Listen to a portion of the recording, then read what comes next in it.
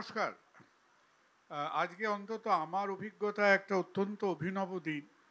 কারণ যাকে আমি সাধারণত দেখে আসি যে মানুষের যুক্তি বক্তব্যকে একেবারে ছিন্ন ছিন্ন ভিন্ন করতে, from order to logical chaos, তো তাকে আজকে আমি দেখছি সংগঠকের ভূমিকায়।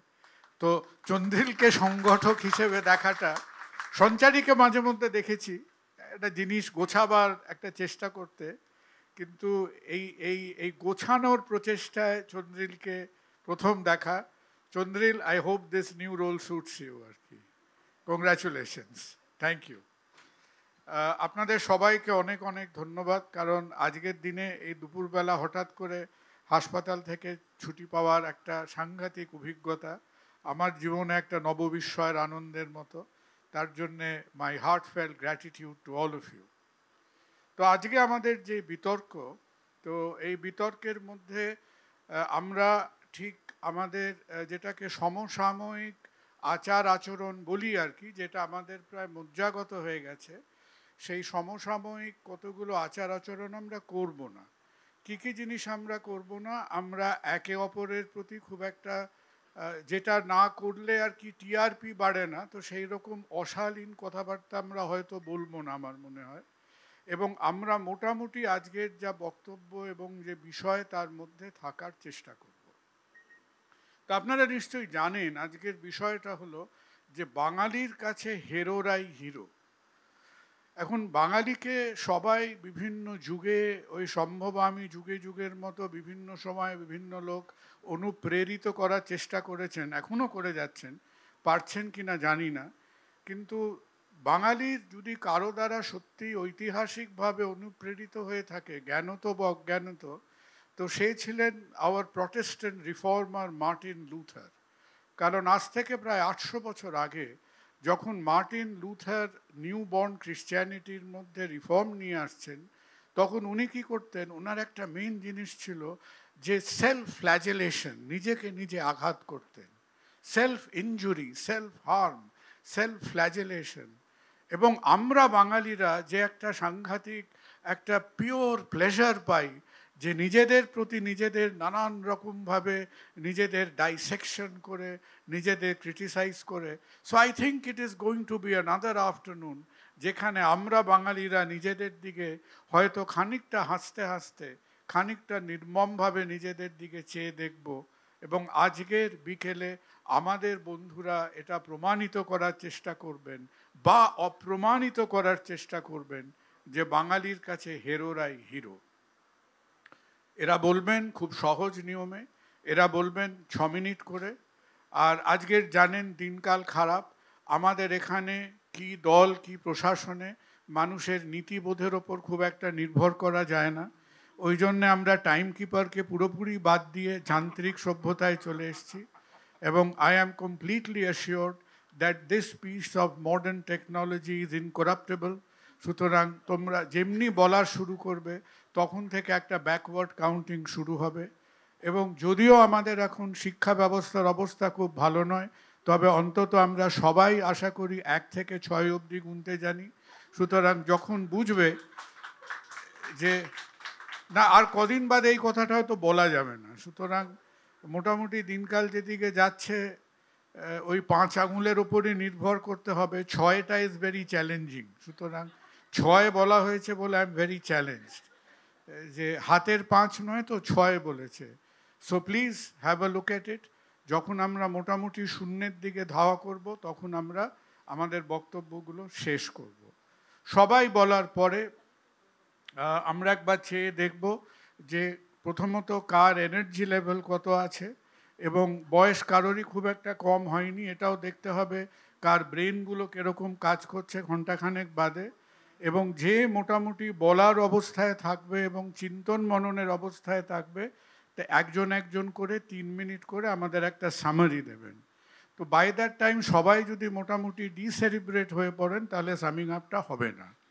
তো লেট আস সি যে আমাদের মোটামুটি অ্যাট অ্যাবাউট কারণ আজকের দিনে এই আজকের টেকনোলজিতে 50 minutes is a long time, যেখানে আমাদের attention span is about something like 39 seconds. হ্যাঁ, আরও কমে গেছে। সো টোটাল মেটাবলিক এক্সশন হতেই পারে 50 মিনিটের কাছাকাছি এসে। তো তখন যদি আমরা জ্যান্ত, জীবিত এবং চিন্তিত থাকি, বাই দ্যাট টাইম তখন ডিবেটটা শেষ হবে আর কি। তো মনে রাখুন, আজকের বক্তব্য হলো যে বাঙালির কাছে হেরোরাই হিরো। আর এই কথাটা যিনি একেবারে আমাদের কাছে একেবারে শটান যিনি উপস্থাপনা করবেন, সে আর কেউ নয়, আমাদের বন্ধু মানুষ শ্রীজাত। শ্রীজাত, তুমি নাকি আমাদের বলবে যে বাঙালির কাছে হেরোরাই হিরো।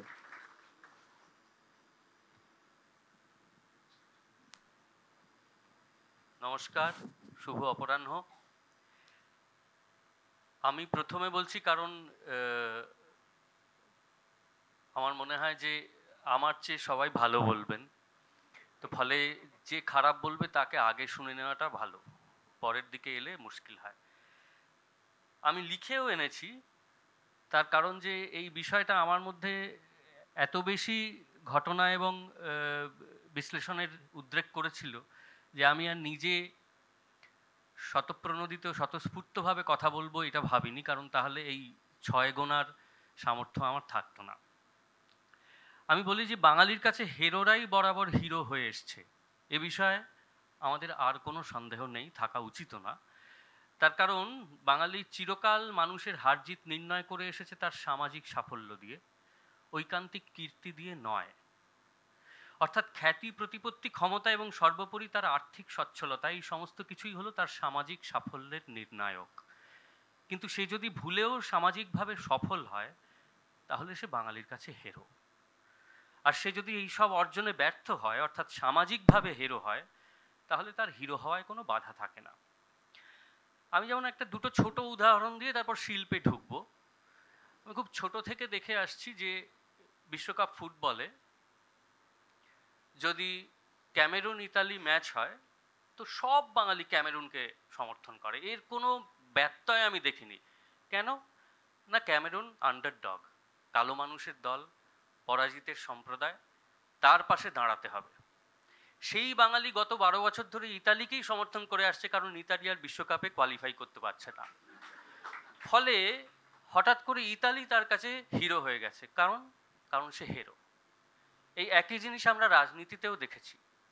যে যখন মসনদে থাকে আমরা তার কালো হাত ভেঙে দাও, গুঁড়িয়ে দাও বলে পথে নামি। যেই সে মসনদ থেকে চ্যুত হয়ে অন্যদিকে যায় তখন বলি, যে ছিল আমার স্বপনচারিণী তারে চিনিতে পারিনি।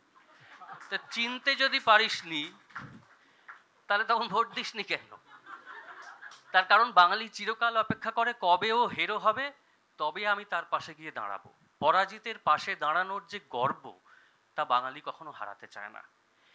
এইটার সবচাইতে বড় শিকার হলো শিল্পীরা, যারা শিল্পের নানান শাখার সঙ্গে যুক্ত। সব শাখার সঙ্গে না, কিছু শাখার আবার ছাড় আছে, মানে তারা সফল হতে পারে, নামডাক হতে পারে, টাকা কড়ি করতে পারে, তাদের অত খারাপ চোখে দেখা হয় না। শিল্পের কিছু শাখা আছে যেখানে আবার সামাজিক সাফল্য এলে খুব বিপদ।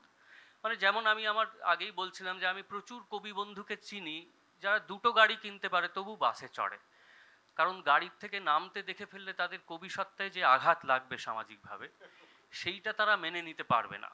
কারণ গাড়ি কেউ কিনেছে মানে সে ঠিক কবি নয়, মানে কবিতা লেখে কিন্তু কবি হয়ে উঠতে পারেনি। তো আমার বিষয় হচ্ছে যে বাঙালি চিরকাল চায় যে শিল্পী হবে, শিল্প হবে কালজয়ী, কিন্তু শিল্পী কাল কি খাবে সেটা সে জানবে না, তবেই সে জয়ী হবে। তো এই দুটোর মধ্যে বাঙালি একটা তুমুল রেখা টেনে রেখেছে, যেটার এদিক ওদিক হলে বাঙালি তাকে শিল্পী বলে মেনে নেবে না। আমি দুটো উদাহরণ দিচ্ছি। যে ধরা যাক জীবনানন্দ জীবিত অবস্থায় বেস্ট সেলার হয়েছে, লক্ষ লক্ষ কপি বিক্রি হয় তাঁর, বইমেলায় তাঁকে দেখার এবং তার সঙ্গে সেলফি তোলার জন্য লাইন পড়ে। ধরুন 10 তলার ওপর একটা 4 BHK-তে থাকেন জীবনানন্দ এবং ট্রাম লাইনের ধারও মারান না, BMW-তে ওঠেন, কেসিটিতে আসেন, ফিতে কেটে আবার BMW চড়ে আরবানায় ফিরে যান। কটা লোক ধূসর পাণ্ডুলিপি পড়তো আমি জানি, ছুঁড়ে ফেলে দিত, তার কারণ তারা মনে করতো এ বিক্রি হয়ে গেছে। কবিতা লিখেছে, তার উপর পয়সা করেছে, তার মানে এর শিল্প হচ্ছে আপোষের শিল্প। অনাপোষী শিল্প হলে তো সে খেতে পেত না, তার বই ছাপা হতো না, সে কোথাও পৌঁছতো না, তাকে কেউ জানতো না, এবং একদিন খুবই দারিদ্র্যের মধ্যে, অর্থ কষ্টে, অসহায়ভাবে তার মৃত্যু ঘটত। এই যে পরাজয়ের পাশে চিরকাল দাঁড়িয়ে থাকার গৌরব, এটা বাঙালি মেনে এসছে, এবং এটা মেনে এসছে এবং এটা পালন করে এসছে কিন্তু শান্তিনিকেতনের বাংলোতে বসে মল্টে চুমুক দিতে দিতে। তার কিন্তু সব হয়ে গেছে, তার প্রচুর এফডি আছে, মিউচুয়াল ফান্ড আছে, দুটো গাড়ি আছে, মল্টের বোতলে তার ক্যাবিনেট ভর্তি। এইটায় বসে সে বলছে যে মানিক বন্দ্যোপাধ্যায় কি অর্থকষ্টে মারা গেলেন, কিন্তু লিখেছিলেন যা, তার কোনো তুলনা হয় না। সে কিছুতেই মেনে নিতে পারবে না যে মানিক বন্দ্যোপাধ্যায় আমেরিকার কোনো ইউনিভার্সিটিতে পড়াতেন। আমার সময় আর 1 মিনিট, আমি আরও অনেক কিছু লিখে এনেছিলাম, কিন্তু আমি এইটা বলি যে আমি যে সম্প্রদায়ের প্রতিনিধিত্ব করি, কবিতা লেখা এবং গান লেখা, তারা হচ্ছে সবচাইতে হিরো হলে বাঙালি পছন্দ করে। মানে তুমুল কষ্টে থাকবে, খেতে পাবে না, শেষ জীবনে রবীন্দ্র সদনে একটা চ্যারিটি করলে টাকা তোলা হবে, তারপর মারা গেলে একটা গ্রামের দিকে ছোট মেট্রো স্টেশন বা বাস স্টপ এরকম হবে, তবে সে মহান। মানে আপনারা দেয়ানিয়া দেখেছেন নিশ্চয়ই, সেই কবেকার ছবি, তখনও উত্তম কুমার গায়ক, তার বিরাট গাড়ি, তিনি যখন গাইতে যাচ্ছেন তার গীতিকার বন্ধু যক্ষায় শয্যাশায়ী, এত অর্থকষ্ট যে তিনি গান গেয়ে টাকা তুলবেন তবে তার চিকিৎসা হবে। তো আমি বুঝতে পারি আমার জীবন যখন শেষ হবে, যদি আমি হিরো হতে চাই, তো অনিন্দ শিকাগো যাওয়ার আগে আমাকে কেসিসি থেকে একটু দূরে কেপিসিতে দেখতে যাবে, তা দেখে তারপর বলবে যে রোশো, আমি কিছু ডলার তুলে আনি, এই বলে কলার তুলে চলে যাবে। তো এখন সেটা না হলে আমি হব না সেই অর্থে বাঙালির কাছে হিরো। এবং আমি বলি, আমার সময় শেষ, আরও অনেক কিছু বলবার ছিল, পরে সুযোগ পেলে বলবো। যে জাতি 2025 সালে গায়ত্রী চক্রবর্তী স্পিভাক হলবার্গ পুরস্কার পেলে তাকে বয়কট করে পোস্ট দেয় এই মর্মে যে তিনি জড়িয়ে ধরলে বিনয় মজুমদার বেঁচে যেতেন, আর একই সঙ্গে বিনয়কে ভালোবাসে এই কারণে যে তিনি দরিদ্র এবং অ্যাসাইলামে ছিলেন, সেই জাতির কাছে হিরোরাই যে হিরো হবে এই বিষয়ে আমার কোনো সন্দেহ নেই।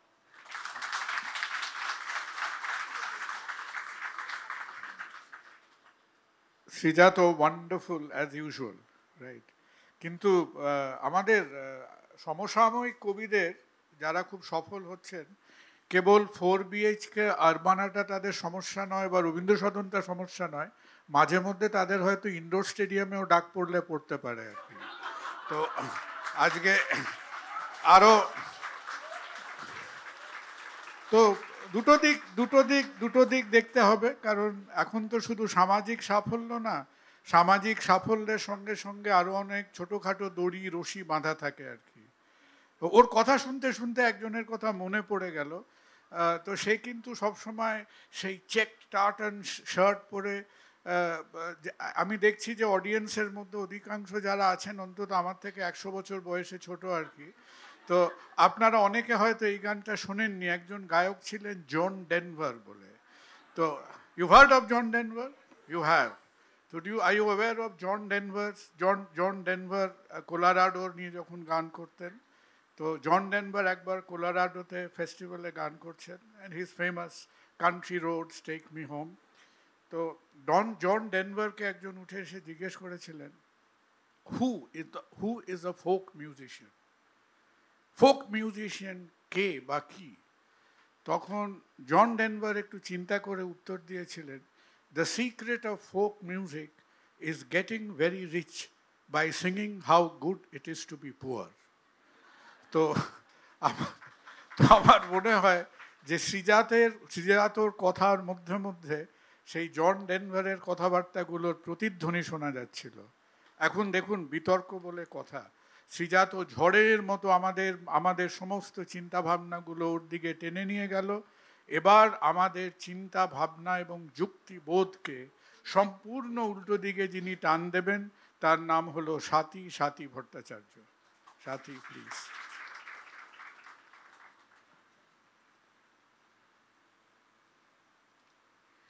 আমি না হয় পরাজয়ের কথা দিয়েই শুরু করি। স্বামী বিবেকানন্দ তখন বেলুড় মঠে আছেন, একদিন গঙ্গাচানে যাচ্ছেন, দেখেন একজন তার জন্য অপেক্ষা করছে, একটি অবাঙালি যুবক। তিনি বললেন, কি চাই? তো সেই যুবক বললেন যে আমি আপনাকে বেদান্ত নিয়ে তর্ক করব এবং আপনাকে পরাজিত করব, এই জন্য আমি এসেছি। বিবেকানন্দ বললেন, আপনার কাছে কি কাগজ কলম আছে? সে বলল, আছে। বিবেকানন্দ নিলেন, লিখে দিলেন, আমি পরাজিত। এই বলে উনি গঙ্গাচানে চলে গেলেন। পরাজয় জিনিসটা কি সেটা আমাদের একটু বুঝতে হবে। যখন আমরা জয় নিয়ে কথা বলছি, যেখানে জয় মানে কেবলমাত্র আত্মশ্লাঘা, সেখানে কিন্তু বাঙালি কখনোই সেটাকে পছন্দ করেনি, সেটাকে গ্রহণ করেনি। বাঙালির ডিএনএর মধ্যে ওই অস্টেনশিয়াসনেস, ওই দেখানেপনা, এটার প্রতি সত্যি একটা অনীহা আছে। এমনকি দরিদ্রের দেখানেপনার মধ্যেও তার প্রতিও তার একটা বিদ্বেষ আছে, একটা অপছন্দ আছে। যদি কেউ দারিদ্র্যের ভাব করে, যদি কেউ অকারণে স্ট্রাগলের স্টোরি তৈরি করে নিজের সম্পর্কে, তা নিয়েও কিন্তু বাঙালি বস্তুত ব্যঙ্গ কৌতুকই করে থাকে। ঠিক যেমন কুণাল সরকার বললেন যে আজকে একদিকে দারিদ্র্যের, এবং এটা তো মানে রাজনীতিক থেকে শুরু করে কবি শিল্পী সকলের ক্ষেত্রেই হচ্ছে, যারা অতি সাধারণ জীবনযাত্রার ভান করছেন তাদেরও যে জীবনযাত্রা আসলে কি অসম্ভব রকমের বিত্তশালী হতে পারে। সামনে ভান, পিছনে কপটতা, এই কপটতাকে আমরা বরাবরই অপছন্দ করে এসছি। এবং আমাদের কিন্তু যারা জাগতিকভাবে সফল, তাদের গ্রহণ করতে যে খুব অসুবিধে হয়েছে তা কিন্তু নয়। বাঙালি কার মানে লেখা পড়ে সবচেয়ে বেশি কেঁদেছে, কাকে বাণিজ্যিকভাবে সবচেয়ে সফল করেছে? তিনি শরৎচন্দ্র। শরৎচন্দ্র তো মানে দরিদ্র ছিলেন, কিন্তু তিনি লিখেই তো সফল হয়েছেন। আর সবচেয়ে বড় কথা, রবীন্দ্রনাথ নিজে যে জমিদারের সন্তান ছিলেন, যতই তিনি ঋণগ্রস্ত হন না কেন, তিনি যে সম্পন্ন বাড়ির লোকই ছিলেন সেটা তো আমরা ভুলে যাইনি। তার জন্য যে তার কাজের প্রতি আমাদের যে কোনো রকম বর্জনের বোধ, তা তো কখনো আসেনি, এবং আসবেই বা কেন? তার কারণ হচ্ছে যে আমরা বুঝতে পারি যে যখন জয়টা কেবলমাত্র একজন ব্যক্তির একটুখানি এগিয়ে থাকা, ওর ছেলে 96 পেয়েছে, আমার ছেলে 97 পেয়েছে, ওই 96টা নম্বর নস্যাৎ হয়ে গেল, ওই একটা নম্বরের ওপরে আমার জয় পরাজয় যেন নাচছে। এখানে কেবলমাত্র নিজেকে প্রতিষ্ঠা করাটুকু ছাড়া আর কিছু নেই।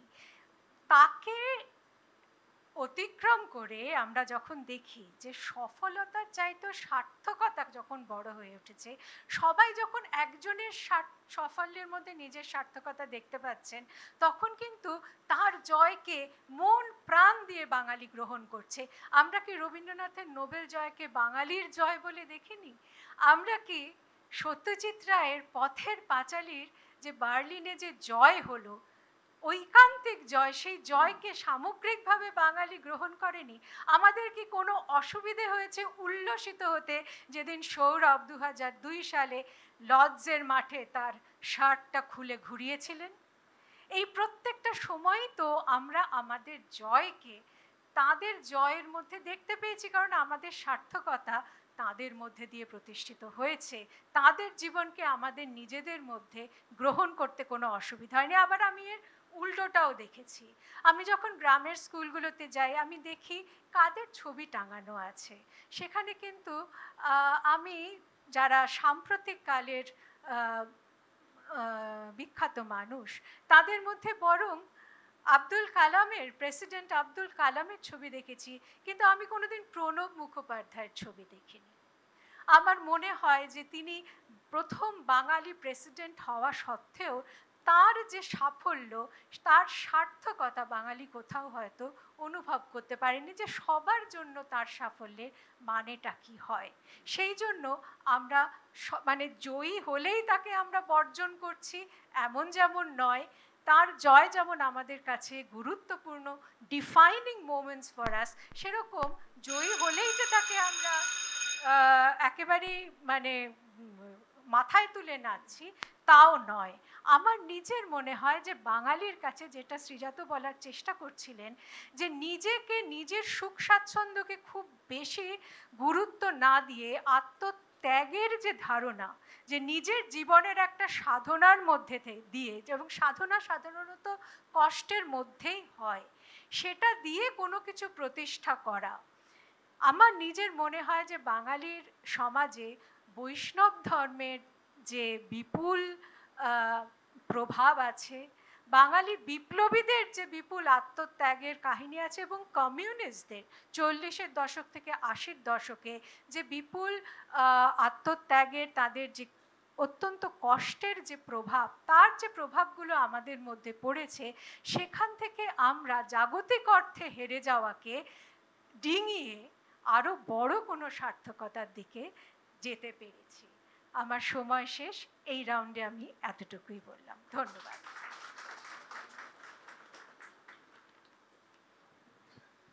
Swati, thank you, that was a very effective counter.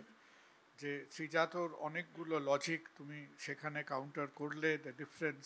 আর স্বাতীর ব্যাপারটা যদি আমাদের একটা স্ট্যাটিউটারি সিনপসিস করতে হয়, তাহলে অন্তত হয়তো এইভাবে করতে হবে যে Bengali is not allergic to success, তাই তো? আচ্ছা, অন দ্যাট টোকেন আমরা এবারে যাব যশোধারার কাছে। Yashodhara, please, your turn now. নমস্কার। আমাদের বাঙালিদের প্রায় সব দশম শ্রেণীর রচনা থেকে শুরু করে সব কথাই শুরু করতে হয় একজনের কোটেশন দিয়ে, যিনি আবার তার ঠাকুরদাদা নাকি মদ বেচে বড়লোক হয়েছিলেন, কিন্তু তিনি লিখেছিলেন কর্ণকুন্তী সংবাদে কর্ণের মুখে যে জয়হীন চেষ্টার সঙ্গীত, আশাহীন কর্মের উদ্যম, হেরিতেছি শান্তিময় শূন্য পরিণাম, এবং শেষে বলেছিলেন আমি রব নিষ্ফলের হতাশের দলে। তো সেই থেকে আমরা বাঙালিরা মোটামুটি হতাশ এবং নিষ্ফলকে একটা খুব উঁচু জায়গায় বসাই।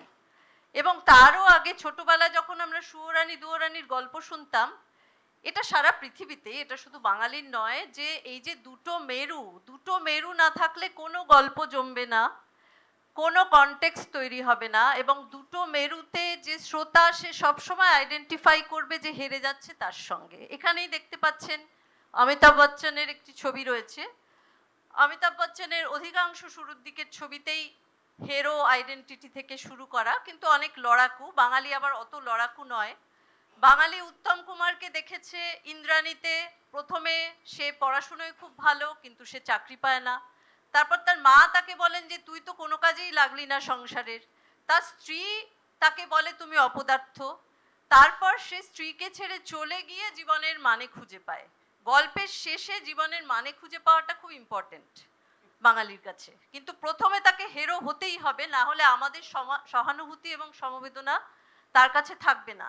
হারানো সুরে ভাবুন, অত্যন্ত বড় লোকের ছেলে উত্তম কুমার, কিন্তু প্রথমে তার বুদ্ধিভ্রষ্ট স্মৃতিভ্রষ্ট হতে হয়, এবং তাকে প্রায় বালক সুলভ, তথাকথিত উইদিন কোটস পৌরুষহীন হয়ে সুচিত্রা সেনের কাছে প্রায় নিজেকে মানে পুরো রোল রিভার্সালের মতো সুচিত্রাকে ডাক্তারবাবু বলে সে ডাকে, এবং তারপরে তার স্মৃতি ফিরে আসে, এবং তখন গল্পটা আবার উল্টে সুচিত্রা একটা হেরোর জায়গায় গিয়ে তার স্মৃতি ফিরিয়ে আনে। মানে বারবার কে হারছে কে জিতছে এই খেলাটা বারবার পাল্টে পাল্টে বাঙালি খেলতে ভালোবাসে, এবং দর্শক তখনই আইডেন্টিফাই করবে কোনো চরিত্রের সঙ্গে যখন নাকি সেই মানুষটি অত্যন্ত পর্যুদস্ত, হাঁটু ভাঙা না হচ্ছে। আচ্ছা, এখানে সাহিত্যের আমি কতগুলো লিখে এনেছি, কিন্তু আমার মনে হচ্ছে না 6 মিনিটের মধ্যে হবে। আমার মনে হয়েছে যে দেশভাগ আমাদের বাঙালিদের জীবনে খুব গুরুত্বপূর্ণ একটা রোল প্লে করেছে। তপন রায়চৌধুরী তার বাঙাল নামায় লিখেছিলেন ছোটবেলার স্মৃতিতে যে যত জমিদার পুত্রদের তিনি দেখেছেন সবাই একেবারে শুদ্ধ পবিত্র কেউ ছিল না, কিন্তু তারা বাঙাল ভাষায় খুব রসিয়ে রসিয়ে তপন রায়চৌধুরী লিখতেন, আপনারা জানেন, ভীমরতি প্রাপ্তের পরচরিত চর্চাতেও আছে। রসিয়ে রসিয়ে তারা বলতো যে আমাগো বায়ু নিঃসরণ হলে গ্রাম শুদ্ধ কাইপ্পা ওঠে। তো এই যে গ্রামের লোকেরা জমিদারের বায়ু নিঃসরণে কেঁপে ওঠে, এটা কিন্তু পুরো ভেঙে যাচ্ছে তপন বাবুর লেখায়, যখন দেশভাগের পর তারা এসে টালিগঞ্জে বা বারাসাতের কোনো উদ্বাস্তু কলোনিতে ঠাঁই নিয়ে অত্যন্ত দুর্গম, মানে খুব খারাপ একটা অর্থকরী অবস্থার মধ্যে পড়ছেন।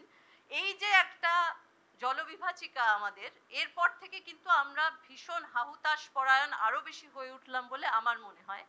এবং আমাদের ভেতরে এটাই এলো যে বাঙালি যারা ভালো, এবং এই ভালোর কিন্তু অধিকাংশ আমরা ভাবি তারা বৌদ্ধিক ভাবে ভালো, তারা পড়াশুনোয় ভালো, তারা আদর্শবাদী এবং তারা ইন্টেলেকচুয়াল, এরা হচ্ছে সবাই হিরো। এবং এর তারপরের সাহিত্যে বারবার এর প্রকৃষ্ট উদাহরণ আছে। বুদ্ধদেব বসু যখন তিথিডোর লিখছেন, তিথিডোর অত্যন্ত পপুলার একটা উপন্যাস, সেখানে তিনি লিখছেন যে রাজেন সত্যেন তারা খুব একরঙা, কিন্তু তারাই বুদ্ধদেব বসুর প্রোটাগনিস্ট, তারা সব হিরো। আর তার চারপাশে কারা রয়েছে? প্রবীর মজুমদারের মতো ইন্ডাস্ট্রিয়ালিস্ট বা হারিতের মতো রাজনৈতিকভাবে সফল লোক, মানে যারা নাকি তথাকথিত সফল, কিন্তু তারা কিন্তু প্রত্যেকে প্রায় ভিলেন। এবং তাদের ওই প্রেক্ষিতটা রচনা না হলে কিন্তু এই হেরোদের ঔদার্য এবং বুদ্ধিমত্তা এগুলো বোঝা যাবে না। মানে সবসময় একটা ব্যাকগ্রাউন্ড বা চালচিত্রের জন্য আমাদের দরকার হয় সফল চরিত্রদের। আর জীবনানন্দের কথা উঠেছে ইতিমধ্যে, জীবনানন্দের মাল্যবান বলাই হয়ে থাকে, কে কাকে আগে লিখেছিলেন কেউ জানে না। মাল্যবানই সম্ভবত জীবনানন্দকে লিখেছেন, জীবনানন্দ মাল্যবানকে নয়। পুরোপুরি একটি হেরো চরিত্র। এবং এই স্টিরিওটাইপ এরপর আমরা চিরদিন বহন করব, এমনকি মেয়েদের মধ্যেও বহন করব। যেমন আমরা দেখেছি মেঘে ঢাকা তারা, আবার দেশভাগ, দেশভাগের প্রেক্ষিতে মেঘে ঢাকা তারায় নীতা বনাম গীতা। গীতা সফল এবং সে কুচরিত্র, কারণ সে দিদির প্রেমিককে ভাগিয়ে নেয়। নীতা যক্ষায় মারা যায়। ঠিক একইভাবে আমরা দেখেছি রবীন্দ্রনাথই শুরু করেছেন এই ডাইকোটমি, যেখানে সিসিলিসি সুন্দরী অত্যন্ত নাকুচু, তাদের বিপরীতে আছে লাবণ্য। লাবণ্যের লাবণ্য যেটা, সেটা আমরা কিন্তু সমরেশ মজুমদারের মাধবীলতা অবধি টেনে এনেছি। সেখানেও নীলা বনাম মাধবীলতা এসে গেছে, সুনীলেও এসেছে। বারবার বারবার করে কিন্তু আমরা এই ডাইকোটমিতে ভীষণভাবে পক্ষে থেকেছি তাদেরই, যারা হচ্ছে হেরো। আমার সময় মাত্র 18 সেকেন্ড বাকি। আমি শেষ কথা বলি, আমরা কিন্তু এখনো সেফটি পিন দিয়ে লাগানো ছেঁড়া হাওয়াই চটির মাহাত্ম্য ভুলতে পারিনি, এবং সেই মোহেই আমরা নিমজ্জিত আছি। বাহ, যশোধারা, তুমি একাধিকবার দেশভাগের কথা বললে, তো কথা প্রসঙ্গে একটা কথা মনে হলো যে কন্টেম্পোরারি হিস্ট্রিতে বাঙালির দেশভাগ কিন্তু একটা খুব ইউনিক এক্সপিরিয়েন্স। কারণ আমরা একমাত্র সোশিও এথনিক গ্রুপ যার ওপর দিয়ে দেশভাগ হয়েছে 3.5 দশক ধরে। এই অভিজ্ঞতাটা কিন্তু কোনো ভৌগোলিক, কোনো আঞ্চলিক এবং কোনো সাংস্কৃতিক সত্তার নেই, যে একটা chronic continuous sense of partition that encompasses for more than 4 decades। এই অভিজ্ঞতাটা কিন্তু ইজ অ্যাবসলিউটলি ইউনিক। এমনকি পোল্যান্ডেরও নেই। যে ইউরোপের যদি মানে যারই ঠান্ডা লাগুক না কেন, পোল্যান্ডের গায়ে জ্বর হতো, but even Poland has never experience what Bengal has. একবার মার্ক টুয়েনকে জিজ্ঞেস করা হয়েছিল, কারণ রবীন্দ্রনাথ ছাড়া যদি দ্বিতীয় আর একজন কারো কথা মনে করেন যার খুব একটা কোনো রকম ফর্মাল এডুকেশন ছিল না, মানুষটা কোনোদিন বোধহয় ওই ক্লাস 10-11 পরে কোনো স্কুল টুলের মুড়ো মারাননি, কলকাতা শহরে প্রায় 1.5 বছর থেকেছেন, কাটিয়েছেন, তিনি হলেন মার্ক টুয়েন। এবং মার্ক টুয়েন যখন কলকাতায় ছিলেন তখন বোধহয় খুব সম্ভব উনি কলকাতায় ছিলেন, মুম্বাইতে গেছিলেন ফর সাম টাইম। তো মার্ক টুয়েনকে এই কথাটা জিজ্ঞেস করা হয়েছিল, কারণ মার্ক টুয়েন তখন নৌকাতে কাজ করতেন, ওনার নামটাই এসছে নৌকার থেকে। নৌকার যে ডেপথ ছিল, সেই ডেপথ মাপার যে phraseology, that is why he was called Mark Twain from the anyway. তো মার্ক টুয়েনকে একবার জিজ্ঞেস করা হয়েছিল যে সবাই কেন পৃথিবীতে আন্ডারডগদের ভালোবাসে? Why does a world love an underdog? যারা হেরে যাচ্ছে, যাদের যুদ্ধ করতে হচ্ছে, কেন তাদের প্রতি আমাদের ন্যাচারাল সিম্পাথিটা গিয়ে পৌঁছয়? তো মার্ক টুয়েন খুব অল্প কথার মানুষ ছিলেন, স্বভাব সুলভ ভঙ্গিমায় কিছুক্ষণ চিন্তা করে উত্তর দিয়েছিলেন, do not look at the size of the dog in the fight, look at the size of the fight in the dog. So এই যে আমাদের the trend in human in the human limbic system, যে আমাদের লিম্বিক সিস্টেমের মধ্যে কোথাও এই সার্কিটটা ঘুরছে, যে কোথাও কিছু হয়তো নিউরো ট্রান্সমিটাররা বেরিয়ে পড়ছে যখনই আমরা সেন্স করছি the feeling of an underdog struggling. ভয়ানক জমে উঠেছে বিতর্কটা। সুতরাং যশোধারার বক্তব্যর পরে এবারে শুনতেই হবে যে সোমক কি বলছেন। Somak, your turn now please. নমস্কার। প্রথমে একটা সতর্কবার্তা দিয়ে রাখতে চাই যে আমি খুব একটা বিতর্কে জড়াতে পছন্দ করি না, কিন্তু কিভাবে যেন ঘটনাচক্রে জড়িয়ে পড়লাম। কুনালদা মার্ক টুয়েনের কথা বলছিলেন about the fight in the dog and the dog in the fight. Bangali is not fighting and Bangali scared of the dog. তো বাঙালি বাড়িতে আছে। আমার মনে হয় সমস্যাটা এইখানেই। আজকে যে আমরা বিষয়টা নিয়ে কথা বলছি, এখানে কয়েকটা জিনিস ডিফাইন করা বা তার সংজ্ঞা দেওয়াটা দরকার। সেটা হচ্ছে হেরোরাই হিরো। তাহলে একটু আগে ভাবি যে কি কি হেরে যাচ্ছে। অন্তত আমি আমার একটা যা মনে হয়েছে, আমি আমার চারপাশে যা দেখছি, আমি আমার প্রজন্মে যা দেখছি, এতক্ষণ যে কথাগুলো হলো, যে বাঙালিকে নিয়ে কথা হলো, যে সাহিত্যিক বা যে সাহিত্য বা যে সংস্কৃতি নিয়ে কথা হলো, সেটা মনে আমরা ফেলে এসেছি। এই মুহূর্তে দাঁড়িয়ে আমি এখনো তরুণ হয়তো নয়, কিন্তু ওই মধ্যবয়সী একটা জায়গায় পৌঁছানোর চেষ্টা করছি আর কি। এবং আশেপাশে অনেক তরুণ তরুণীদের দেখছি, তাদের দুনিয়াটা একটু অন্যরকম, সেই বাঙালির দুনিয়াটা একটু অন্যরকম। সেখানে কিছু জিনিসকে ডিফাইন করা খুব দরকার। প্রথমেই ডিফাইন করা দরকার যে কি কি হেরে যাচ্ছে। যেটুকু দেখতে পাচ্ছি সেটুকু বলছি, আমি কোনো বিশেষজ্ঞ নই, কিন্তু আমার মনে হয় যে জিনিসের পেছনে অনেকটা ভাবনা চিন্তা করতে হয়, যে জিনিসের পেছনে সময় দিতে হয়, যে জিনিস নিয়ে ভাবনা চিন্তা করে তা সেখানে একটা বিশেষ জায়গায় উপনীত হতে হয়, যার পেছনে খাটতে হয়, সেই সব জিনিস হেরে যাচ্ছে আস্তে আস্তে। এবং যেটা চটকদার, যেটা খুব সহজে হয়ে যায়, যেটা এক রাত মানে ওভারনাইট কাউকে একদম প্রচণ্ড সাকসেসফুল করে তুলতে পারে, তার প্রতি একটা লোভ বা একটা আকর্ষণ বাড়ছে। এই যে মুখে যে আলোটা পড়ছে এসে, এটাকে আমরা স্পটলাইট বলে থাকি। স্পটলাইটের অনেক সুবিধে অসুবিধে আছে, কিন্তু সবচেয়ে বড় সুবিধা হচ্ছে যে মুখটা দেখা যায়। স্পটলাইট একটা অন্ধকার জায়গাকে আলো করে তোলে, এবং আমার মনে হয় বাঙালি স্পটলাইটকেই সবচেয়ে বেশি ভালোবাসে। সে হিরো হার জিত এর মধ্যে না গিয়ে নিজেকে হিরো ভেবে, অন্তত এখনকার বাঙালি নিজেকে হিরো ভেবে স্পটলাইটকে বেশি ভালোবাসে। এবং স্পটলাইট আস্তে আস্তে সরতে সরতে যায়। স্পটলাইট কিভাবে সরে কয়েকটা উদাহরণ দিলে আপনি বুঝতে পারবেন। স্পটলাইট বাঙালি বিয়ের সমস্ত প্রথা, যে প্রথাগুলো আমরা জানতাম, সেখান থেকে সরে হঠাৎ করে সঙ্গীতে চলে গেল।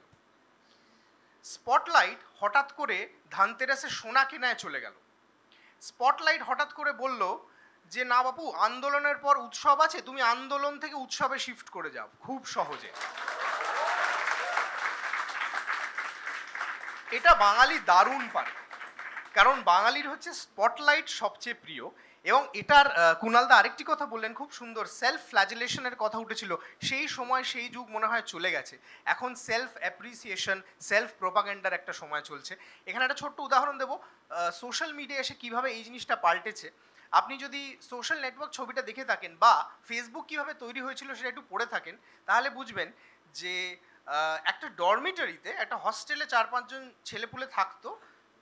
তাদের মধ্যে একজন হঠাৎ ঠিক করলো, সেই ভদ্রলোকের নাম নিচ্ছি না, আপনি অবভিয়াসলি চেনেন, ফেসবুক যিনি বানিয়েছেন, বললে হয়তো আবার এটা এডিট হয়ে গেল, ওখানে আমি জানি না কত রকম এআই দিয়ে কি হচ্ছে। কিন্তু তিনি ঠিক করলেন যে না, আমার এই হস্টেলে যারা আছে তাদের সাথে আড্ডা মারার জন্য আমি একটা প্ল্যাটফর্ম তৈরি করব। এবং অনেক দিন পর্যন্ত ফেসবুক বলুন, অর্কুট বলুন, যারা অর্কুট করেছেন তারা জানবেন যে বন্ধুদের সঙ্গে রোজ দেখা হবে না, সেই বন্ধুদের সাথে যোগাযোগ স্থাপনের একটা মাধ্যম ছিল। এখন বন্ধু বান্ধব, আত্মীয় স্বজন, পরিচিতদের সঙ্গে যোগাযোগ তো দূরের কথা, নিজের ড্রাম নিজে পেটানোটাই হয়ে গেছে সোশ্যাল মিডিয়া। কোনো একটা ঘটনা ঘটলো ছাই না ঘটলো, আমি কি ভাবছি, গতকাল রাত্রে আমার ঘুম হয়নি, আমার এই ছবিগুলো দেখে শরীরে কাঁটা দিয়ে উঠলো, এই সমস্ত কিছু ভরে গেছে। এবার আমার হয়তো এটা বলা ঠিক নয়, সোশ্যাল মিডিয়ার জন্য আমিও কিছুটা পরিচিতি পেয়েছি, কিন্তু তার সঙ্গে এটাও আমাকে অ্যাকসেপ্ট করতে হবে যে এই হিপোক্রেসির পার্ট আমি নিজেও, আমরা যারা কন্টেন্ট করি আমরা নিজেও, যখনই ঘটনা ঘটছে কিছু, আমরা কিছু একটা মোবাইল ক্যামেরা অন করে ভিডিওটা, তাতে কিন্তু সমস্যার সমাধান হচ্ছে না, কিন্তু ভিডিওটা দিতে হবে, কারণ আত্মপ্রচার, কারণ স্পটলাইট। এই স্পটলাইট যেখানে যেখানে জিতে গেছে, বাঙালি সেখানে সেখানে এগিয়ে গেছে। একটু আগে শ্রীজাতদা বললেন ক্যামেরুন আর ইটালির খেলা। হ্যাঁ, অবশ্যই ক্যামেরুনকে বাঙালি সাপোর্ট করবে, কারণ তার তো ছোটবেলা থেকে শেখানো হয়েছে তুমি লোভ করো না, তুমি যারা হেরে যাচ্ছে তার পাশে দাঁড়াও। কিন্তু তাকে যদি জিজ্ঞেস করা হয় তুমি বাপু কোন দলে খেলবে, বলবে না না ইটালিতে, ইটালির ড্রেসিং রুমে এসি আছে। আমি সেই এসিতে বসবো, বাবা ক্যামেরুন আমাকে এসি ড্রেসিং রুম দিতে পারবে না। শ্রীজাতদা, আমি সরি একজনকে আলাদা করে সিঙ্গেল আউট করতে চাইছি না, কিন্তু খুব ইম্পর্টেন্ট কয়েকটা পয়েন্ট পেলাম। এফডি মিউচুয়াল ফান্ড একদম দারুণ বলেছেন শ্রীজাতদা, যে এসি ঘরে বসে একটা বাংলোতে বসে একটা স্কচে তার মধ্যে দুটো আইস দিয়ে মার্ক্সবাদ নিয়ে কথা বলতে খুব ভালো লাগে, এবং সেটা ভালো লাগে বলেই আমরা হয়তো আইডিওলজি জায়গা থেকে সরে এসেছি অনেক দিন আগে। থেকে গেছে কি? থেকে গেছে স্পটলাইট। কর্পোরেট দুনিয়া একবার যাই, 1 মিনিট বাকি আছে, কর্পোরেট দুনিয়া একবার যাই, দুটি মানুষ, একজন সারাক্ষণ খেটে যায় কিন্তু নিজের কোনো আত্মপ্রচার করে না, আরেকজন যে খুব একটা কাজ করে না কিন্তু বসের সব কথায় সে হ্যাঁ স্যার আমি করে দেবো স্যার, হোয়াটসঅ্যাপ গ্রুপে সবসময় অ্যাক্টিভ। আপনি বলুন প্রমোশন কার হবে? কার হবে?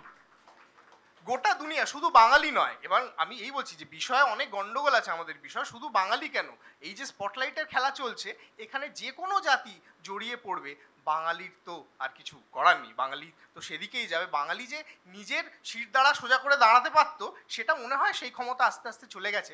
এবং এই যে আমরা এখানে আজকে 300-350 মানুষ, আমরা অন্তত এই জিনিসটা বোঝার চেষ্টা করছি যে সংস্কৃতি কোথায় যাচ্ছে। আমরা হেরে গেছি, বিশ্বাস করুন, কারণ 1.5 কিলোমিটার দূরে একটা ফুড ফেস্টিভ্যাল হচ্ছে যেখানে কয়েক হাজার লোক ঝরে ঝরে পড়া মাংস খাচ্ছে এবং আমাদের এই পুরো বিষয়টাকে নস্যাৎ করে দিচ্ছে। ধন্যবাদ।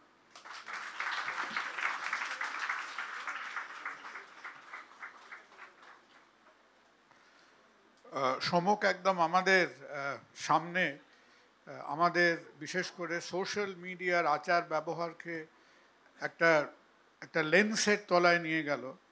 এখন প্রশ্নটা হলো, আমরা সোশ্যাল মিডিয়াকে কন্ট্রোল করছি না সোশ্যাল মিডিয়া আমাদের কন্ট্রোল করছে?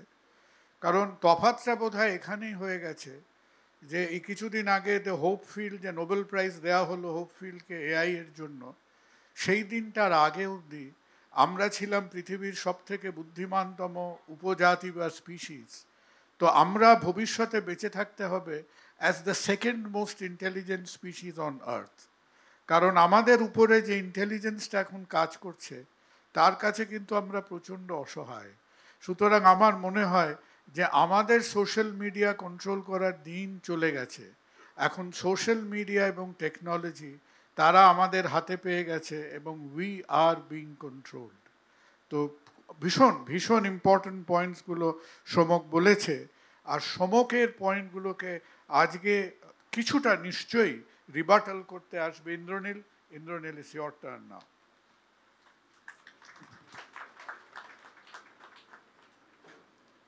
না, হ্যালো, শোনা যাচ্ছে? সমকের কে নিয়ে আমি কিছু বলবো না, কারণ সমক আমার মনে হলো আমাদের পক্ষে বলবো, দেখা যাক।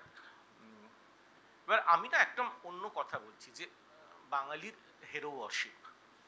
কথা হচ্ছে এটা হেরো ওয়ার্শিপ না, আপনারা না সবাই মিলে একটা বড় ভুল করছেন। এটা একটা ফর্মুলা।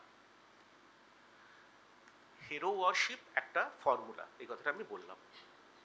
আমাদের সবার জীবনেই ওঠা পড়া সবটাই আছে। একটা গল্প, আমি কাহিনীকার হিসেবে, শব্দশিল্পী হিসেবে, শব্দ শ্রমিক হিসেবে কথাগুলো বলছি, যে আমাদের জীবনে ওঠা পড়া সবটাই থাকে, জয় পরাজয় দুটোই থাকে। আমরা কোথায় এডিট করব তার উপরে ডিপেন্ড করছে কে জিতেছে আর কে হেরেছে। এবং ঐতিহাসিকভাবে ওখানে ছবি রয়েছে অমিতাভ বচ্চনের বিজয়।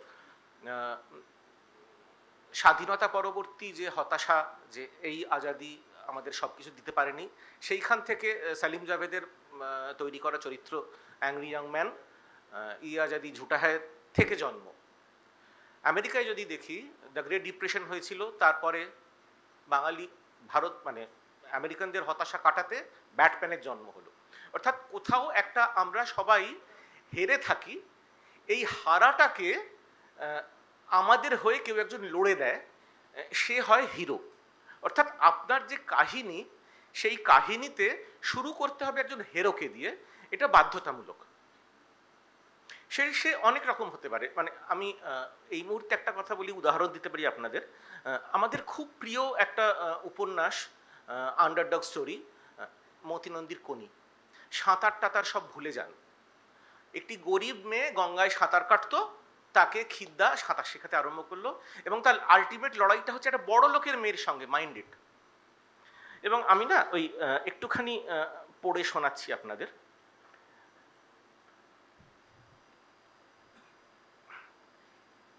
আচ্ছা, সে পয়েন্টটা থাক, অন্য কথা বলি। এই মতিনন্দীর পাশাপাশি আমি না 3টে গল্পর কথা বলবো আপনাদের, খুব বিখ্যাত একজন মানুষের লেখা যাকে আমরা সেলিব্রেট করি। তার নাম হচ্ছে সত্যজিৎ রায়। আমি 3টে গল্প বলছি। প্রথমটা হচ্ছে বঙ্কুবাবুর বন্ধু, ক্লাসিক আন্ডারডগ স্টোরি। বঙ্কুবাবু, যিনি একজন গ্রামের গরিব শিক্ষক, তিনি একটি আড্ডায় যান যেখানে সবাই তাকে ল্যাম্পন করে।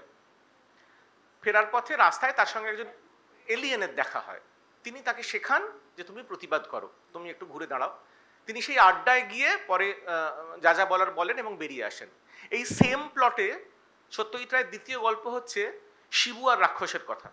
কারোর মনে থাকলে আমি জানি না আছে কিনা, একজন অঙ্কের শিক্ষক ছিলেন, তিনি ছিলেন রাক্ষস। তখন ফটিক বলে একটি গরিব লোক, এই গরিবটা ইম্পর্টেন্ট, সে বলে দিল ও হচ্ছে রাক্ষস, ওর প্রাণভোমরা লুকিয়ে আছে কাতলার হৃদয়ে। সেইটাও হাতে রাখলো, পরের দিন থেকে সেই রাক্ষস আর বিরক্ত করলো না। আরেকটি গল্প বলি, সে গল্পটির নাম হচ্ছে অঙ্ক স্যার, গোলাপিবাবু ও টিপু। এক গল্প, একটি বাচ্চা ছেলে, তাকে হচ্ছে গোলাপিবাবু, একটা অন্য গ্রহের প্রাণী, তাকে বুদ্ধি দেয় যে তোমাকে এইটাকে ওভারকাম করতে হবে। এবং যিনি মাস্টারমশাই ছিলেন তিনি রূপকথা পড়া পছন্দ করতেন না, তিনি অঙ্ক করতে বলতেন। তাকে পেগাসাস এসে উড়িয়ে নিয়ে চলে যায় রূপকথা। তো এই সবকটা ক্ষেত্রেই গল্পের শুরু হচ্ছে একজন হেরোকে দিয়ে। যেমন মতিনন্দীর কনিতে কনি হেরো, বঙ্কুবাবু হেরো, এই সবকটি চরিত্র হেরো, এবং তারপরে একটা ক্যাথারসিস হয়, হওয়ার মাধ্যমে তার যেটা হয় সে হচ্ছে উত্তরণ হয় এবং সে হিরো হয়ে যায়। তো এই যে ফর্মুলা, এই ফর্মুলাটাকে বাঙালি একদম গ্রহণ করে নিয়েছে এবং এটা নিয়ে সফলভাবে ব্যবসা করছে। তো আমি তো এর মধ্যে অন্যায় কিছু দেখতে পাচ্ছি না। আমাদের কাছে হেরো যদি হিরো হয়, হেরো যদি ওয়ারশিপ করে আমাদের যদি দুটো পয়সা হয়, তাহলে অসুবিধার কি আছে? আমার তো বক্তব্য কিছু নেই এ বিষয়ে। আর যেটা বলার সেটা হচ্ছে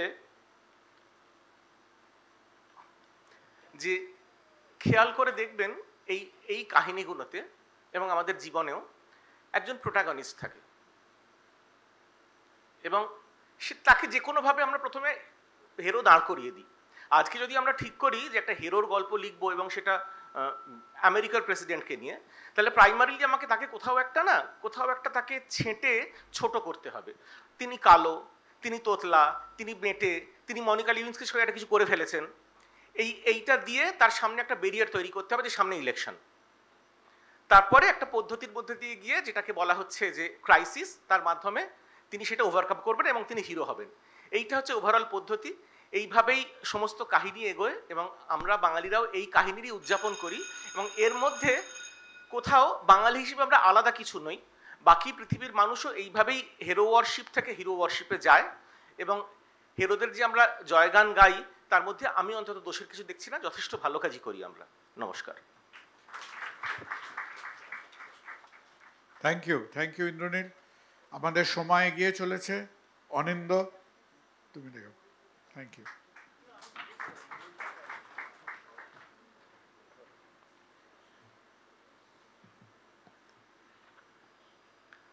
নমস্কার আপনাদের সবাইকে। আপনারা যারা এখানে এসেছেন তারা সকলেই আজকে বিতর্ক সভায় দেখতে পাচ্ছেন যে হেরোদের নিয়ে একটা সেলিব্রেশন চলছে এখানে।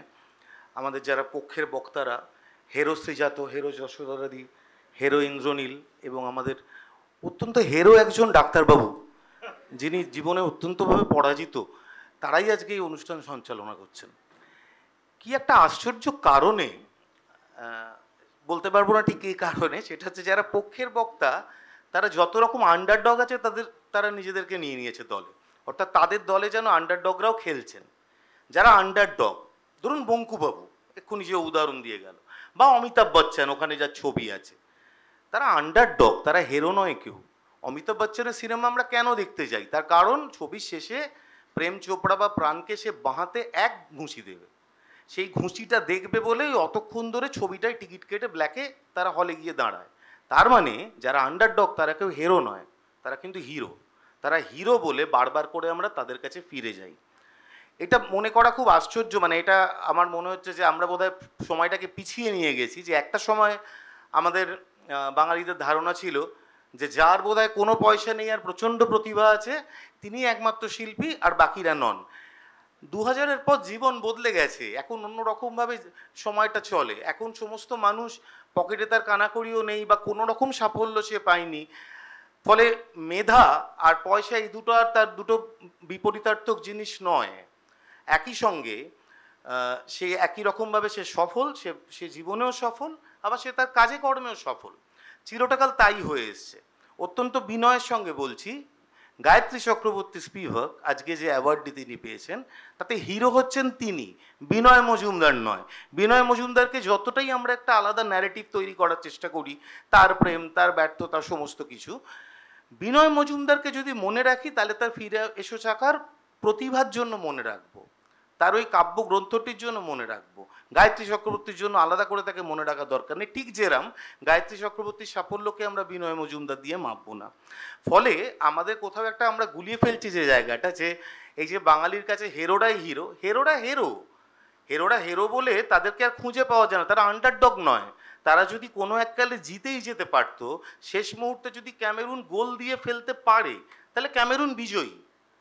আজকে মেসিকে চিরকাল আমরা দেখে এসেছি খেলাধুলোর দুনিয়ায়, যে মেসিকে বলা হতো হ্যাঁ মেসি সব পারে, কিন্তু ও বিগ ম্যাচগুলোয় গিয়ে ঝুলিয়ে দেয়, ও পারবে না। এতগুলো টুর্নামেন্ট খেলেছে, ওয়ার্ল্ড কাপও জিততে কোনোদিন পারবে না।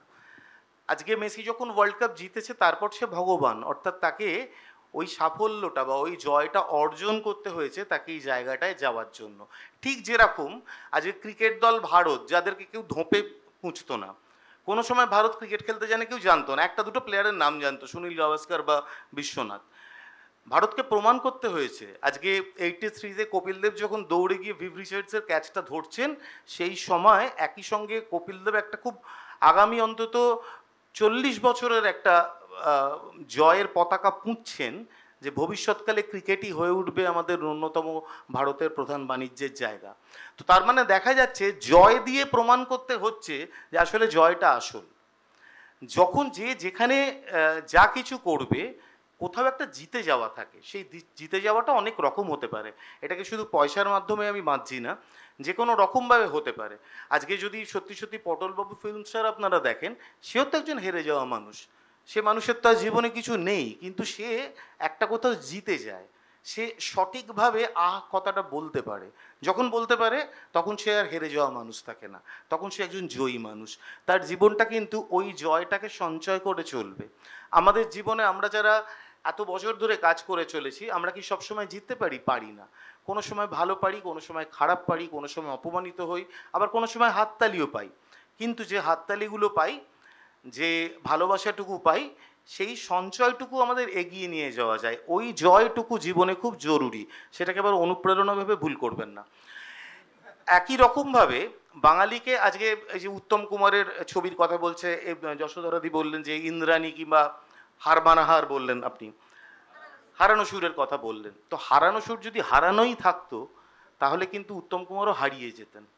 ছবির শেষে কিন্তু উত্তম কুমারকেও দেখা যায় উদ্বাহু হয়ে দৌড়চ্ছেন, ওদিক উল্টো দিক থেকে সুচিত্রা সেনও দৌড়চ্ছেন, দুজনে দুজনকে পাচ্ছেন, একটা ট্রফি পাচ্ছেন। ওই ট্রফিটা না পেলে কিন্তু বাকি জীবনের মানে বৃথা, আর কোনো কিছু সম্ভবই নয় আর কি। আজকে আমাদের কোথাও একটা মনে হয় যে আমাদের জয়ের সঙ্গে কোথাও একটা অশ্লীলতা আছে। কেউ জিতে গেছে তার মানে সাফল্যের সঙ্গে আমরা অর্থ এবং অশ্লীলতা এই দুটোকে মিশিয়ে দিই। কিন্তু সত্যি যদি একটু বিচার করে দেখেন, দুটোকে কি মেশানোর কোনো প্রয়োজন আছে? প্রয়োজন তো নেই। তার কারণ যে মেধাবী সে একটা জায়গায়, সে তো অবশ্যই সে তো অমর্ত্য সেন হয়ে নোবেল পুরস্কার পেতে পারে এবং টাকাও পান তার জন্য। ফলে সেখানে তার শিক্ষা ব্যর্থ হয়ে যায় না, তিনি একই রকমভাবে দুভাবেই সফল। আজকে যারা যারা হেরো তাদের নিয়েই যদি সারা পৃথিবী সব কিছু জয়গান করতো এবং তাদের নিয়েই থাকতো, তাহলে কিন্তু আজকের যারা যারা জয়ী তাদেরকে মাথায় তুলে নাচতো না। খেলা শেষে একটা টিম জেতে আর একটা টিম হারে, যে টিমটা জেতে সেই টিমটার নামের পাশে কিন্তু চ্যাম্পিয়ন কথাটা লেখা হয়। তো ফলে চ্যাম্পিয়ন হয়ে ওঠাটা সেটাও কিন্তু একরকমের ধর্ম মানুষের। আজকে হ্যাঁ, প্রত্যেকে আমরা বড় হয়েছি নানা রকম জায়গা থেকে। আমি উত্তর কলকাতার গলি থেকে বড় হয়ে রয়েছি, এবং বড় হয়ে এমনটা নয় যে সেই গলির মধ্যে তার সমস্ত অন্ধকারটুকুকে বুকে আঁকড়ে আমি হেরো হয়ে পড়ে রয়েছি। আমি চেষ্টা করেছি আমার মতন করে একটা পথ তৈরি করার, ঠিক যেভাবে সকলে করেছে। আজকে সুমকের জায়গায়, সাথীর জায়গায় আজকে তারা কিন্তু একটা জায়গায় অ্যাচিভ করেছে বলে, একটা কোথাও জয়ী হয়েছে বলে তাদের আজকে এখানে ডাকা হয়েছে। এরম মানুষকে তো ডাকা হয়নি, যে মানুষ কোনোদিন কোনো কিছু পারেনি তারা মঞ্চে বসে আছে। এখানে প্রত্যেকটা মানুষের কোনো না কোনো কিছু তারা করেছেন, সেই জন্য আজকে এই এত বড় যে বৈঠকখানা ফেস্টিভ্যাল হচ্ছে, তো সেখানে আপনারা দেখবেন তার লিস্টে প্রত্যেকটি জয়ী মানুষের নাম আছে। যদি না থাকতো আপনারা এতটা ভিড় জমি এখানে আসতেন না, আপনারা তাদেরকে দেখতে এসছেন। ফলে এটা হচ্ছে একরকমের, আমি বলছি যে ওই মানে হেরোদের নিয়ে আমরা ভাবি, আমাদের সবসময় মনে হয় যে তারা কোথাও একটা জিতে যাক, এই যে ভাবনাটা তার পিছনে রয়েছে, তাদেরকে হিরো করার ভাবনা, তাদেরকে ছোট করার ভাবনা না। আমরা মনে করি যে সিপিএমও একদিন শূন্য থেকে আরও বড় একটা জায়গায় পৌঁছবে, অনেক নাম্বার তারা পাবে। আমরা পাশে থাকি, তার কারণ বাঙালি, আমরা বিশ্বাস করি, তার কারণ আমাদের একটা মনন আছে, আমাদের সত্যি সত্যি যারা পিছিয়ে আছে তাদের দিকে পিছনে ফিরে তাকানোর একটা দৃষ্টি আছে। সেই দৃষ্টিটা আছে বলে সেটাকে আমরা যেন গুলিয়ে না ফেলি।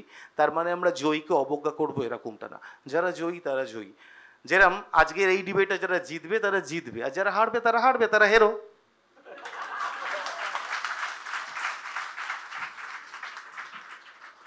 অনিন্দ ওয়েল সেড, খুব সহজ সুন্দর।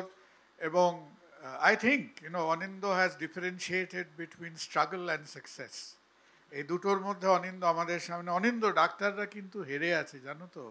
আমরা হেরো ডাক্তারবাবু, কেন আমরা হেরো না না আমরা কেন হেরো ডাক্তারবাবু? আমরা এখনো সেই 9ই অগাস্টের কোনো প্রতিকার করতে পারিনি, তাই আজকে আমরা হেরো ডাক্তারবাবু। এবং আশা করি তুমি যে কথাটা বলেছো যে through struggle will come success, আজকে কিন্তু আমাদের এখনো সেই চোয়াল শক্ত করে দাঁতে দাঁত ধরে থাকতে হবে। এবং আশা করব আপনাদের সবাইয়ের মধ্যে দিয়ে যে আজকে আমরা ডাক্তাররা যে একটা এক্সিস্টেনশনাল ক্রাইসিসের মধ্যে আজকে আছি, we are now a defeated community, যে আমাদের পরে হাত ধরে আজকের টিচাররা আর একটা পরাজিত কমিউনিটির মধ্যে পরিণত হবেন না।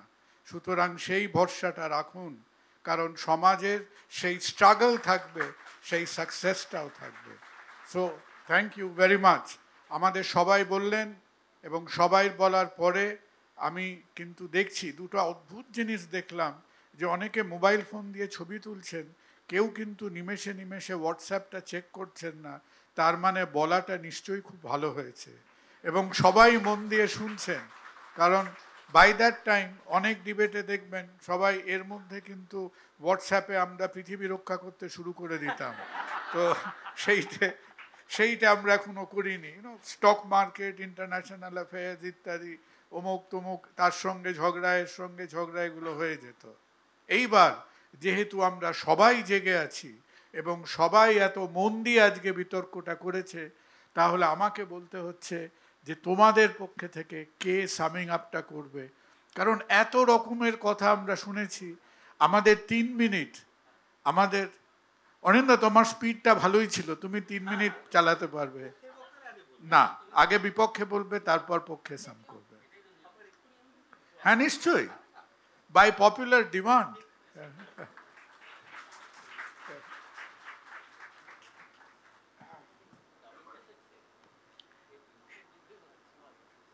শ্রীজা তো ওখান থেকে আওয়াজ দিচ্ছে, বলছে ডাবল ক্যাসেট দুদিকেই বাজছে।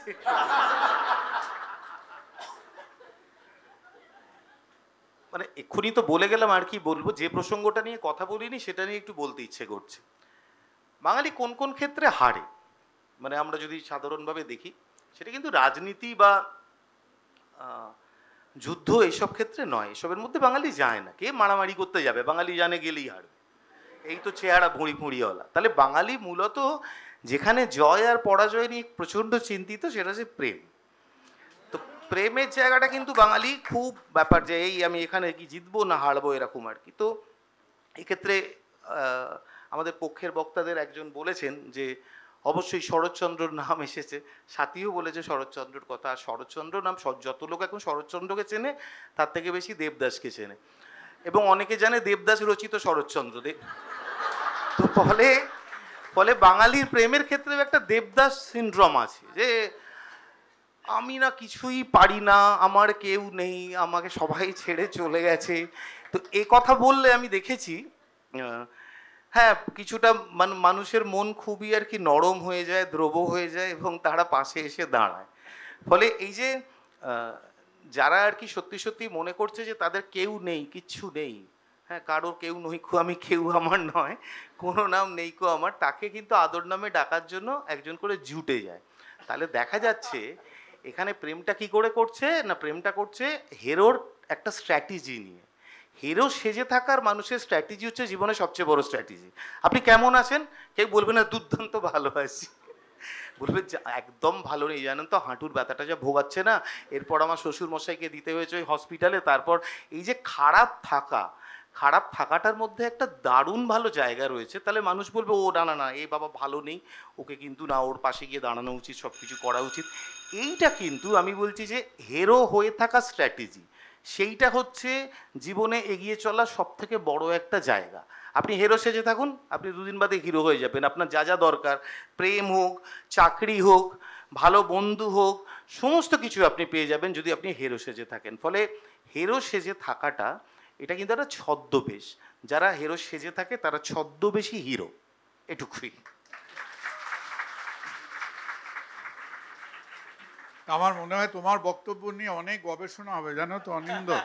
কারণ কারণ হ্যাঁ, কারণ অপরচুনিস্টিক ইনফিরিয়রিটি কমপ্লেক্স, হ্যাঁ, মানে আমরা প্যারাসিটিজমের কথা জানি, কিন্তু অপরচুনিস্টিক ইনফিরিয়র, এখানে যদি কেউ সাইকোলজিস্টরা থাকেন please take it up with him. হ্যাঁ, অপরচুনিস্টিক ইনফিরিয়রিটি কমপ্লেক্স নিয়ে মনে হয় না খুব, এমনকি ফ্রয়েড হেগেলও খুব কাজ করেছেন বলে মনে হয় না। আজকে অনিন্দ একটা নতুন সূত্রপাত আমাদের দিয়ে গেল। থ্যাংক ইউ অনিন্দ। এবার সৃজা তো অনেক কিছু বলে গেছে, হ্যাঁ, দেবদাস রচিত শরৎচন্দ্রের কথা বলে গেছে। তো তোমাকে এর একটা ব্যবস্থা করতেই হবে সৃজা। তো দেখুন, অনিন্দ স্টেজে উঠলে সবার আগে মধ্যবিত্ত ভীরু প্রেম গায়। কেন গায় সেটা ওই জানে। এই গানগুলো কেন চন্দ্রবিন্দু লিখেছে,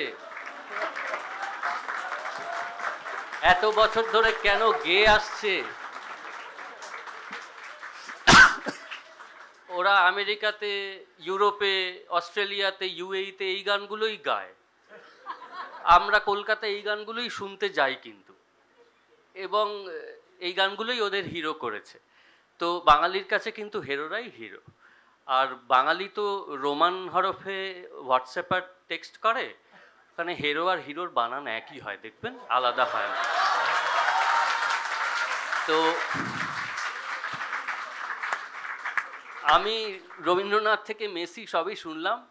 আমি নিজের একটা ছোট্ট ঘটনা দিয়ে শেষ করি। আমার উচ্চ মাধ্যমিকে যেটা অতিরিক্ত বিষয় হিসেবে অঙ্ক নিতে হয়েছিল, কারণ আমার ভূগোল এবং স্ট্যাটিস্টিক্স দুটোই ছিল, অঙ্ক না নিলে পাওয়া যায় না। তা আমি জানতাম যে অঙ্কে আমি খুব একটা কিছু করে উঠতে পারবো না। যেদিন উচ্চ মাধ্যমিকের টেস্টের রেজাল্ট বেরোলো, আমার বন্ধু আমাকে বলল যে আজকে স্কুলে আসিস না, কারণ অঙ্কের স্যার অজিত স্যার তোকে খুঁজছেন।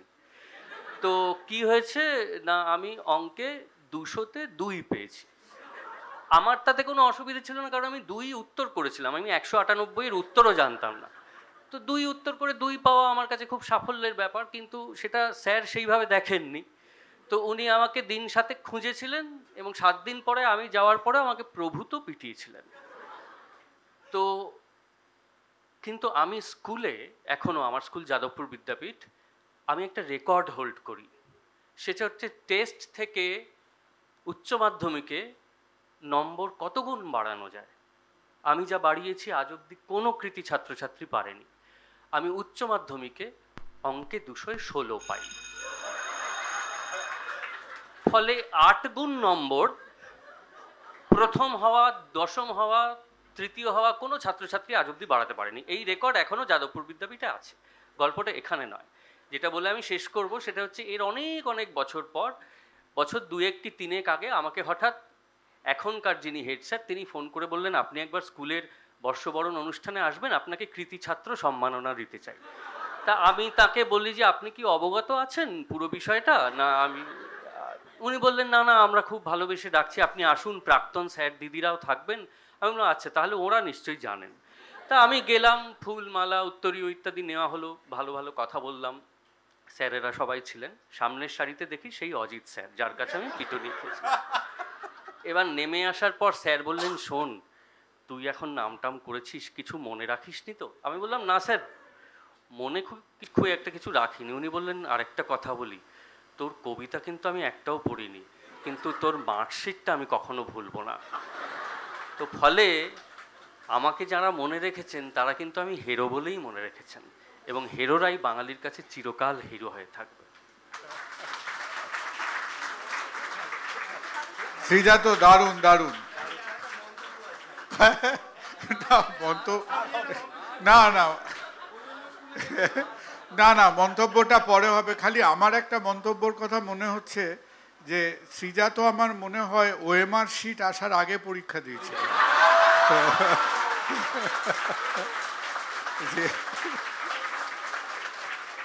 যে ওএমআর টেকনোলজি যদি এসে যেত তাহলে যাদবপুর বিদ্যাপীঠে এবং শ্রীজাতর মনে এইটুকু মাত্র দুঃখ থাকতো না, সমস্ত ব্যবস্থা তার মতোই হয়ে যেত। তো আমরা শুনলাম, হ্যাঁ, কারণ আমাদের সভ্যতা দুভাগে বিভক্ত, pre OMR and post OMR. তো আমরা এখন ওই বিসি এডি এগুলোতে এখন আর চলি না, আমাদের সময়টা অন্যভাবে, আমাদের এভলিউশনাল অ্যানথ্রোপোলজিটা এখন একটু পাল্টে গেছে আগের তুলনায়। তো সাংঘাতিক বিতর্ক, এবং বিতর্কের প্রতিটা মুহূর্তে একই, আমাদের ডাক্তারদের মতিগতি স্থির নেই আর কি, তো প্রতি 6 মিনিট করে আমরা একজনের সঙ্গে মতামত বিনিময় করতে করতে অন্তত আমি তো ভয়ানকভাবে কনফিউজড। তাহলে এখন দেখতে হচ্ছে যে এই বিতর্কের শেষে আপনারা কি মনে করলেন, এবং দোহাই আপনাদের স্বভাবসিদ্ধ বাঙালির মতো অন্তত এই ভোটাভুটিতে করচুপি করবেন না আর কি। হ্যাঁ, এটা আমাদের পঞ্চায়েত ভোট নয়, কিছু নয়, এর ওপরে কিচ্ছু নির্ভর করছে না, এরপরে কিচ্ছু নির্ভর করছে না। আর চন্দ্রবিন্দু যাই গান লিখে থাকুক না কেন, চন্দ্রবিন্দুর গানের ওপরে নয়, চন্দ্রবিন্দুর বক্তব্যের ওপরে ভোটটা দেবেন। কারণ চন্দ্রবিন্দুর গান খুব বিপজ্জনক জিনিস। একবার আমি জানতাম না, ঘরে মা আছেন, তো বোধহয় চন্দ্রিল নেই ঘরে, আমি দেখতে পাচ্ছি না, তো ওই গীত গোবিন্দম গানটা চালিয়ে দিয়েছিলাম। তো হ্যাঁ, খুব বিপজ্জনক জিনিস। তো মা পাশ থেকে হঠাৎ ভক্তিভাবে ওই ছন্দটা শুনে এসে বলল কি ভালো গান হচ্ছে, থার্ড লাইনে গিয়ে বলল কি বিচ্ছিরি, কে লিখেছে। তো তো এগুলো মানে these are statutory health warnings আর কি। তো তখন আমাদের সময় তো জানেন আমরা সেই অলিভার টুইস্টের কাছাকাছি ইরায় জন্মেছিলাম আর কি। So we had very stiff moral requirements আর কি। Anyway, so now it is your time. তো এই বিতর্কের পরে বাঙালি হেরো না হিরো, আবার বোধহয় শ্রীজাত মনে করিয়ে দিল যে রোমান হরফে লিখলে দুটোই এক, কিন্তু যাই হোক না কেন বিতর্কে এটা এক হতে পারে না। তাহলে সঞ্চারী, তোমাদের মধ্যে এখানে তো কে কীভাবে গুনছো একটু আমাদের সাহায্য করো। ধনী ভোট নিলে তো পাড়া ভেঙে যাবে আর কি। তো তাহলে মোশন ছিল, হ্যাঁ মোশনটা আমরা ভুলে গেছি না, হ্যাঁ আচ্ছা, মোশন ছিল বাঙালির কাছে হেরোরাই হিরো। তাহলে শ্রীজাত, যশোধারা, ইন্দ্রনীল তারা এই মোশনের পক্ষে বলেছেন, আর অনিন্দ, সোমক, সাথী তার বিপক্ষে বলেছেন। তাই অল অফ ইউ, আপনারা যারা মনে করলেন যে এরা খুব একটা কাজের কাজ করতে পারেনি, you have been swayed by Anindo, Somak, Sathi, আপনারা হাত তুলুন please. Those of you who decide to vote against the motion,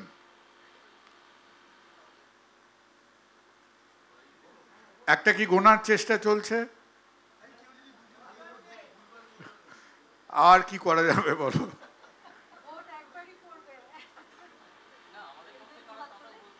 thank you. সঞ্চারী, চন্দ্রিল, সংখ্যাটা তোমরা জানো তো? অন্তত আমি গুনতে পারিনি এখান থেকে।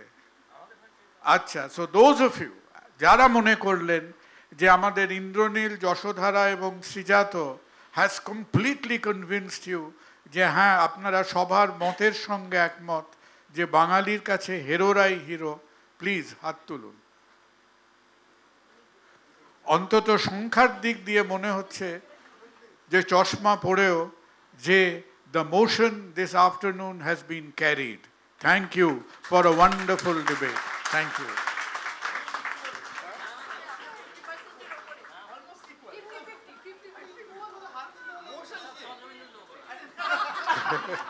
এই তুমি গুনেছিলে কোনটা বেশি?